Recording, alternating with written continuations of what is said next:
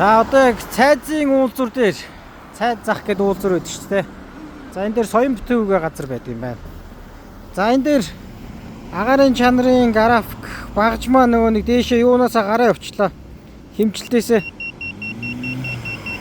За тэгэхээр угаасаа нэлээд дүниартад харагдчихэ. Тэгэхээр PM10 бол юутай байд юм шүү. За би зогсооч. Энэ нэлээд жигдэрсэн. Нэлээд олон минут 2-3 минут хараад жигдрүүлсэн. За тэгэхээр PM10 бол харагч 999 гэж байна те.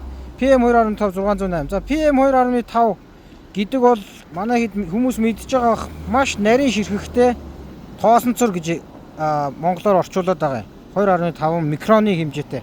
За 608 байна гэдэг чинь өөрөө юу гэсэн үг вэ гэхээр 250-аас дээш бол энэ олон улсын стандартаар бол аюултай.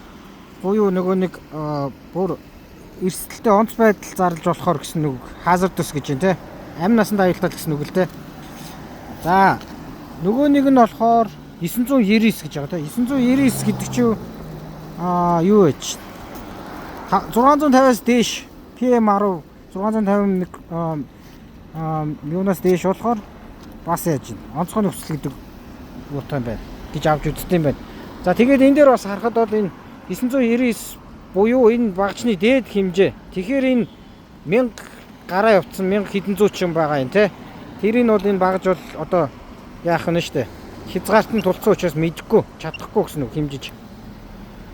За тэгээ PM1 гэдэг бол бүр маш нарийн 1 микроны хэмжээтэй гэдэг чинь ойролцоогоор хүний өсийг нь одоо 100 хуваасны нэгтэй тэнцэх хэмжээний нарийн тоосонцрын асуудлыг ярьж байгаа юм. Маш нарийн тоосонцор шишгэлдэг. За тэгэхээр ийм байгаа юм байна. Юуны уулзуур дээр, цайзын уулзуур дээр